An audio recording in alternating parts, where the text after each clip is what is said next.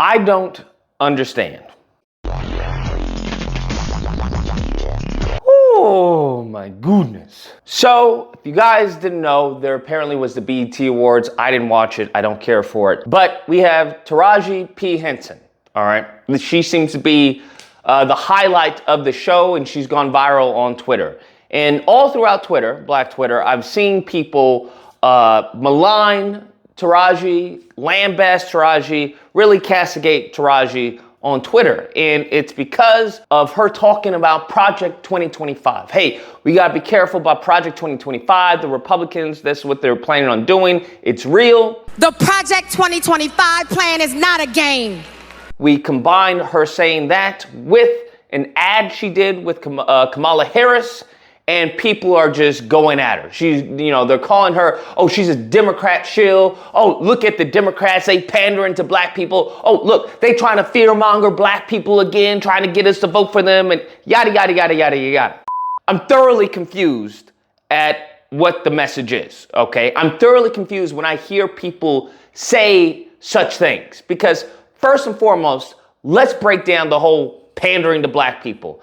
I think that sentiment is very much just dressed in anti-black racism. 100%. It's very much emblematic of self-hatred, of viewing yourself as less than, because that same stigmatization is not applied on any other group. When it comes to white people, when Trump talks about Make America Great and everything he says and what's going on, is he ever accused? Do I hear anyone on the right say, oh, look at him, he's pandering to white people? I don't hear anyone say he's pandering to white people. When Mitch McConnell comes out and says what he says, I don't hear any Republican. I don't hear Sean Hannity. I don't hear anyone else talk about, oh, look, he's pandering to white people. Because let me tell you this, the issue is not Kamala Harris doing an ad with Taraji P. Henson. The issue is not the pandering. The issue is the action or the lack of action after said pandering. So the focus needs to not be on trying to label everything as pandering, but to make sure that these people are held accountable. And that brings me to my second point. So I'm hearing a whole bunch of people on the Twitterverse, commentary, a lot of this, this regurgitation of talking points, and they haven't been really thought through. You have many black people who are talking about, I'm not going to vote, okay? I'm not going to fall for that fear mongering from the Democrat Party. They ain't going to pander to me, okay? I'm like, all right, you're not going to vote for the Democrats. May I ask why? And they're like, well, I want tangibles, okay? I want some tangible. No tangibles, no vote. And I'm like, okay, what tangibles do you want? Well, reparations. I want reparations. No reparations, no vote. So let's think about this logically, emotions aside. Let's think about this logically. You are going to withhold your vote from the Democrats to punish the Democrats due to them not giving you tangibles, aka reparations. And that somehow is going to teach the Democrats to give you reparations in 4 years. Am I getting that right? Now, let me get this straight. What pain and suffering do you think the Democrats are going to face during not being in, not having the Oval Office? Do you think that's going to hurt, Chuck Schumer? Do you think that's going to hurt, AOC? Do you think that's going to hurt the Squad or anyone else? How do you think that you withholding your vote is going to negatively impact the Democrats other than them not being in the White House? Am I missing something here? Because we also have to take into account what's going to happen during those 4 years. So if you have one person who is very much pandering to white nationalists and advocating on behalf of them, what do you think is going to happen in those 4 years? Do you think having another conservative Supreme Court justice is going to help you for federal reparations? Do you think it's going to help you when it gets to the Supreme Court? Do you think having another a litany of Republican judges is going to help you for your fight in reparations? I'm just trying to understand. Do you think that everything they've done, whether it's affirmative action, whether it's targeting critical race theory, whether it's targeting DEI and trying to marriage inferiority and black people together, just like Charlie Kirk has tried to do when it comes to black pilots and black jobs and everything. Do you think that's going to benefit your fight to reparations? I'm just trying to understand it because it doesn't make any logical, coherent sense. I always notice that the people who are promoting this narrative are politically illiterate and they lack any type of political activism. Instead of you going to many of these events for reparations, whether it's at a coffee shop, whether it's at, a hotel, whether it's wherever it is, what you should be doing is having these events at areas of influence. And what I mean by that is do what has been done before successfully. Because if you think that the immigrants or the illegals have more power than you do as a black American in this country, then that's problematic. But it seems that they have managed to get what they wanted, their agenda, passed since they got here. Whether it was DACA, whether it's now on the cusp of amnesty. What you need to do is get the eyesight or get the awareness of those in positions of power. Now, you have those people who are like, well, they know what we want, Lucas. They know what they want. They know we want reparations. And I asked them, okay, you know that they know that you want reparations. Let me ask you, have you reached out to your state representative? And the resounding answer is no. Do you even know who your state representative is? The resounding answer is no. So let me get this straight. The people who are your representatives in Congress, they don't even know you exist. But somehow they are magically aware of this desire for reparations. I just find it funny that many of these people who want to call themselves activists are activists online. That is not how you get anything passed. There has to be a physical barrier in many cases. Unfortunately, that is what every other group has shown us. You have got to make them feel your pain. That's what you have got to make them do. Whether it's phone lines, whether it's protesting, whether it's picketing, whether it's when they're trying to have a speech or whatever it is, conference, whatever it is, and disrupting that event peacefully. You have got to make your voice heard. I find it very, very peculiar that people are saying these things that are inevitably going to harm us and their agenda in the long run. Now, the moral of the story is inaction, because that's what they want to claim. They want to say Democrats have not done anything for us for the last 60 years. The last 60 years, look at nothing, they haven't done anything. And I say to you, what have you forced them to do? That's the question.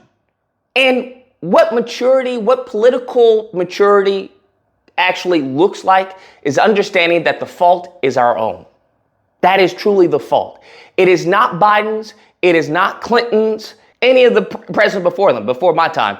But you have to understand that it's our fault. If Biden says, hey, I got your back because you got my back and I'm going to help you, and then you think you're going to go home and sit on the couch and flip TV and Biden's going to just do what he's going to do, then you're delusional. That's not how politics is ran. It's not. You can ask any group of people. That's not how it's ran. You need to make sure that these people do as they said they're going to do.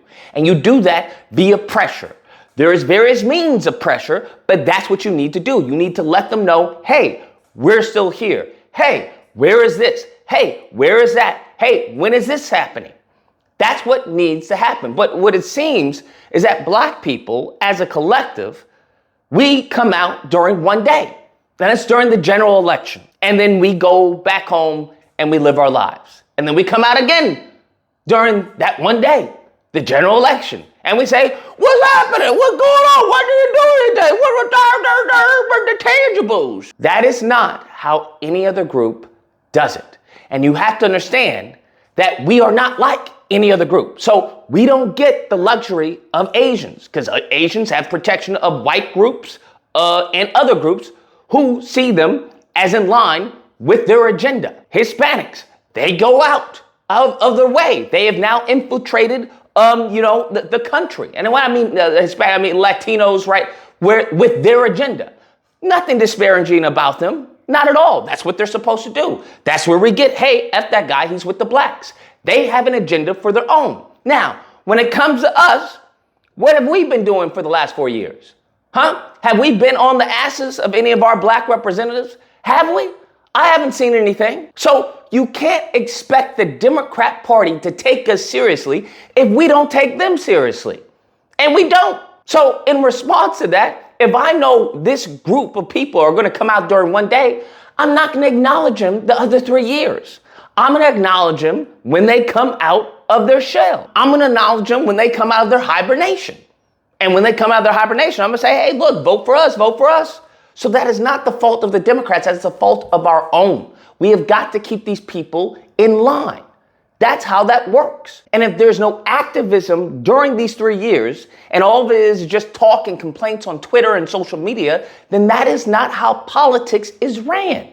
So I'm just trying to understand, what is the game plan? Because it seems that a lot of black people have been misled by talking heads who have no interest in the community other than to extort the community, other than to extract wealth from the community and say, look, I'm good. I'm one of the good ones. Everyone else is a bunch of scam artists and, bad people. And I just, it's befuddling to me to see this glaring, gaping hole in strategy and have everyone just put their head in the sand.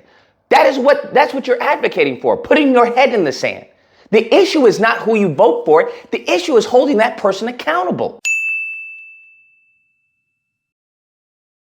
The issue is not hiring someone. You can hire a bunch of people. The issue is making sure that person is doing the job that you employed them to do. We have got to get good at this game. We've gotten good at every other game except the political game. And I would argue that there is a definite reason for that. I would say that is what has been promoted.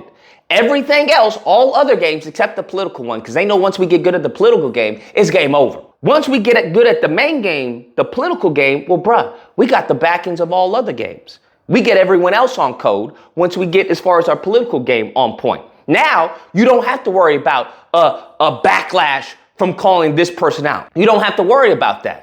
Because now you know the team is on code. The NBA is on code. The NFL is on code. The rap artists are on code. Because now you understand the political game and you understand that politics runs all of that. Hence why we get these entertainers who do these ads and stuff like that. That's fine.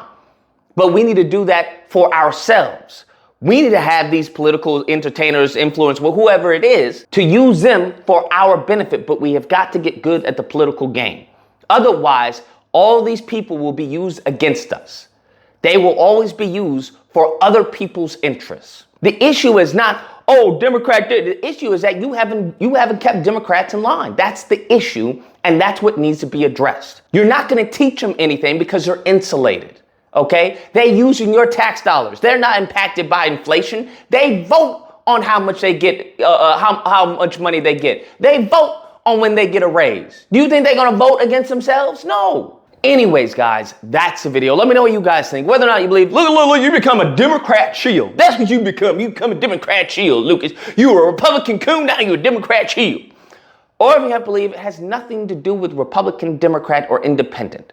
It has to do with, if you vote Democrat, are you going to hold them accountable? If you vote Republican, are you going to hold them accountable? If you vote independent, are you going to hold them accountable? And honestly, at this point in time, it really doesn't even matter if they even offer you anything, because you have to understand Republicans haven't offered black people anything, and people talk about, I'm going to vote Republican. Okay, you vote for them. Well, then how are you going to hold someone accountable who's not even offering you anything? That's what I'm saying. When the Democrats want to pander and say, hey, I'm with you, black people, I'm going to do that. Okay, well, if you're with us, great. Now we have something to hold you accountable, because a part of you being with us, this is what we need. All right, since you want to help, this is what we need. We need this, this, and this, and this. So that's what you should take from this. Nevertheless, if you happen to disagree, you know where to find me. Friday through Sunday, Disagreement Day. Call in. We duke it out. Hope you guys enjoyed the video. If you did, please feel free to like, share, comment. Let me know what you guys think about the situation, and subscribe, and